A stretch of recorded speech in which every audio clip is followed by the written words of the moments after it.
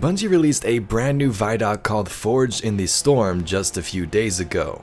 Now, even if you've already seen this, we're going to take a deeper dive and uncover what this means story-wise. We're going to cover all the things in the vidoc, of course, but also things like Zavala next to some Cabal, Uldren's return as the Crow, Clovis Bray's secrets, and much more.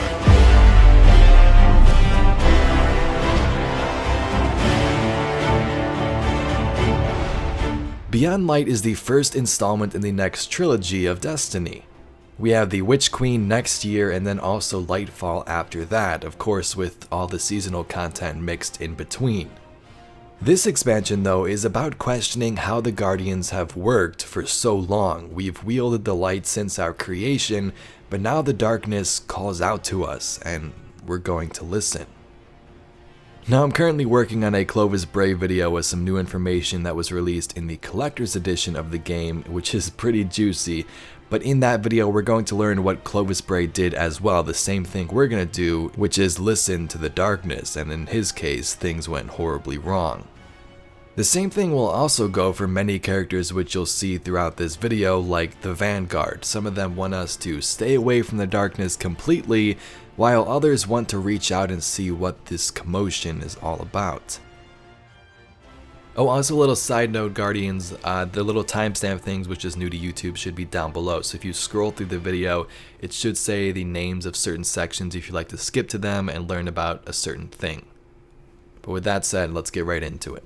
The first notable thing we can see in the vidoc is this giant ship-like shape floating toward the surface of Europa. Now your guess is as good as mine as to what the heck this thing could be, but my assumption is it could be related to the Stranger. Kinda reminds me of the way her little creature moves and floats around her, but if it's not something related to her, it could also easily be the darkness, as we see all these shard type objects around Europa. Let's next talk about Zavala and his Cabal along with the Vanguard leadership. So of course, with most story content when it comes to big events in the Destiny universe, the Vanguard don't want us going anywhere near Europa. Now when you think about it this time, it might make a little more sense given that the darkness is calling us there and could turn out eventually bad for us, but the same energy is coming from the leaders of the Guardians. Don't go there. Zavala's like, you know, his dad's self, don't go there. Listen to us, it's gonna be a bad turnout. If the darkness reaches out, we must reach back. I will not sanction this. Now speaking of Zavala, we can see this clip here where he is discussing with Osiris in the background and also some of the Cabal standing guard to his right and left. Now this is super interesting given how much we've hated the Red Legion the past couple of years and how much the Cabal are, you know, of course enemies to us. But have the Cabal as a whole species or race or whatever decided to work with us? Or is this just sort of like a House of Wolves situation with the Fallen and Mara? Are some of the Cabal breaking off to work with the humans while the others go their own way and still fight against us? It's kind of hard to tell from just this little clip here. Now something that may also play into this is the disappearing locations like Mercury. I mean, I'm sure the planet's still there itself, and I'm sure there's still some Cabal there, but maybe this has sort of forced their homes to be somewhere else along with the Guardians. And here comes our Guardian, right on time. And she is back, the Exo Stranger, confirmed to have been Elsie Bray when she was human. This is thanks to the Collector's Edition.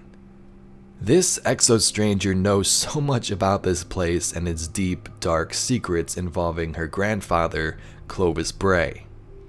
We see aside from the cutscenes she will appear in, she also will be in these social spaces kinda like Anna was a couple of seasons ago with the Rasputin stuff.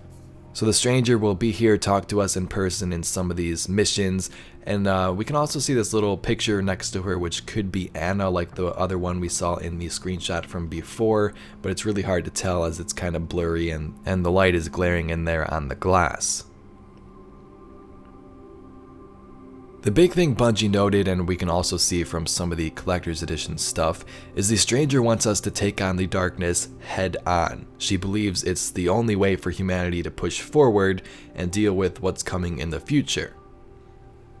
Now, like I said, this is cool when looking at the Collector's Edition because the darkness is the reason Clovis Bray created some of these experiments. He reached out, saw this stuff, and created things like the Exo Stranger and maybe even the Exos themselves. So she is essentially here telling us to do the same thing. So will it turn out to be for the better?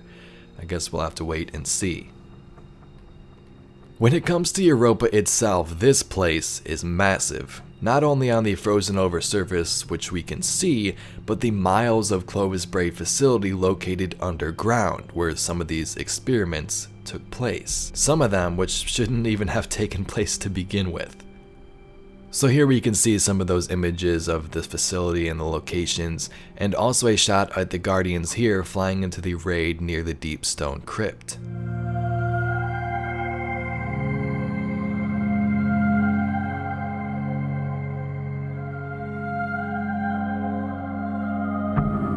Europa also is one of the first locations to have more dynamic weather in Destiny. As we heard, this one is going to involve a massive snowstorm that will change things like your visibility, make it much harder to fight, and also when you're searching for those Vex out there, you'll just see this.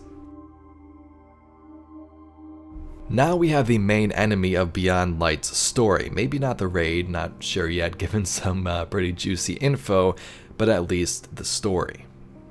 The Fallen and Eramis have set up a base here on Europa just before the Guardians arrive. Their plan here is much like some of the Fallen groups before them, use the dark power to change the fate of their species once and for all. Forget Ether, the stuff they used to run on with the servitors. As we can see here, she is simply destroying this one. They're here to use this darkness and also Bray's secrets to take out all who stand in their way. Eramis is also seen here standing next to some of her lieutenants. Now, not confirmed, but my guess is these will kind of be like the Barons in Forsaken. You'll have to take out her lieutenants along the way in the story, and then probably stop Eramis for good at the end. Oh, also a little side note, later in this trailer we see a mech enemy which says House Salvation, so this could be the confirmed name of Eramis's group of Fallen.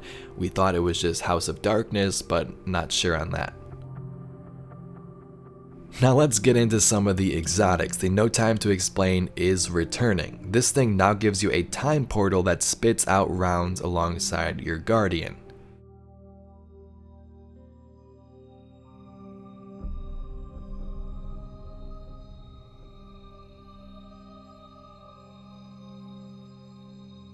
The second exotic they showcased was called the Laments. This thing is a chainsaw sword that uses its energy to give you a new combo. It also slices right through barrier champions, which is very nice, not having to have some of those mods to take them down. Just put this bad boy on and you'll wipe those champions out in no time. Exotic armor in this expansion is going to sort of change the game. We've seen that Hunter helmet which gives you blink, but they did show off a couple of more in this trailer. The first was the Icefall mantle for the Titans, which gives you an overshield. When you activate it, you sort of slam your arms down, create a burst of stasis energy, and then you cover yourself in an overshield. And then the other was the Necrotic Grip for the Warlocks. If you melee a wave of enemies, it will sort of cascade this damage wave through them, taking out the whole group. The Cosmodrome, it's back and it's got a ton of new content. This destination originally returned as an entry point for new players last year in New Light, which is what they called it. Now this was sort of just the beginning of the level, not really much of the Cosmodrome, and it was sort of meant to funnel new players in the same way that Destiny 1 did, and plus it was free, so that was pretty cool, right? This time around, most if not all of the location is returning with some characters and some of that old nostalgia. So here's a look at the map, mostly the same. We can sort of line up the two here. And we do know there's going to be some of these strike areas returning, like the Omnigal one, and also I think the area from the King's Watch. And alongside that, it looks like some new lost sectors will appear on the map as well, like this one here near the Forgotten Shore. The Cosmodrome is bringing along a new vendor, or at least this guy here called Shaw Han. It says Shaw Han is a skilled hunter. Shaw leads fire teams on dangerous missions throughout the solar system, which kind of makes sense given the Ahamkara gear he has strapped onto his body. But this guy, I'm guessing, is going to work like the same vendors on other planets, give you some bounties like the ones you can see here, and possibly appear in a few cutscenes. The next season in Destiny is called the Season of the Hunt. Now, the Fallen aren't the only ones taking advantage of this darkness, kind of like the Guardians are, but they're not the only enemies. Xivu Arath, or for those of you that don't know, this is Savathun's sister, or Oryx's sisters. This season is about stopping her from amassing a dark army across the solar system. This all starts with Osiris messing around, it looks like, on the moon, and finding some of these hive growths that of course wouldn't mean anything good. We get this clip here of him explaining this to the Guardian, and then something crazy happens. Osiris is in trouble, and of course you're his only hope.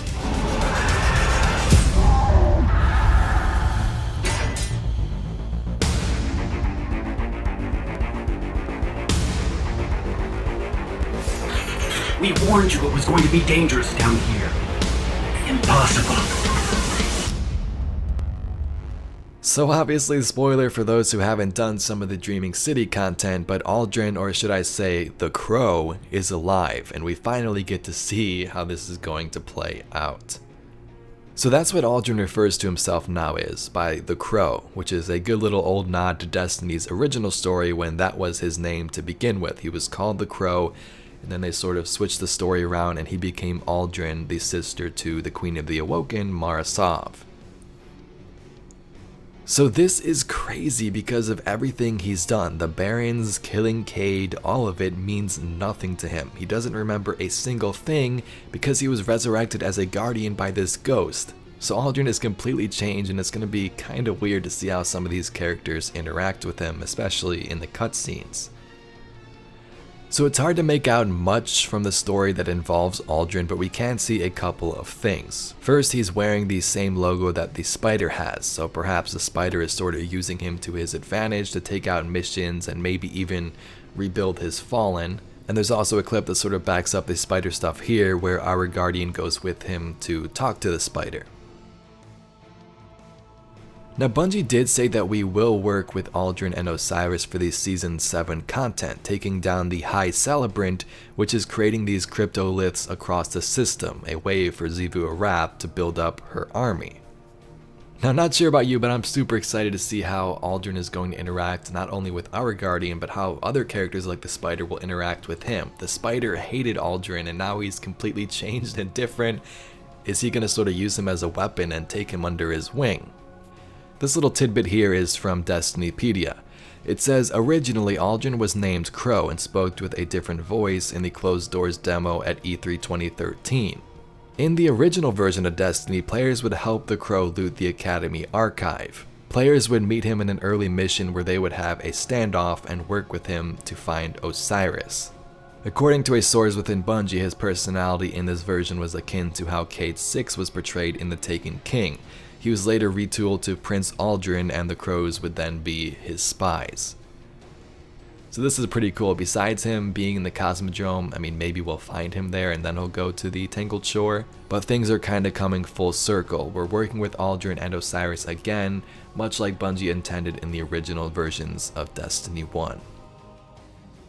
But Guardians, that's all I got for today's video. I hope you enjoyed this roundup. Yes, it went over some of the same things the vidoc did, but hope you like those little story beats thrown in there, and hope it got you excited for Beyond Light in just a couple of weeks now. So people have been receiving their collector's editions early, which, like I said, has a bunch of information on Clovis Bray, Elsie Bray, the Exo Stranger, and all of that. So of course I'm working on a video with all of those secrets, and hopefully we'll have a video out soon. But if you'd like to see some more content just like this, be sure to subscribe to the channel. Anyway, thank you so much for watching. My name's Evade, and I'll catch you Guardians in the next one.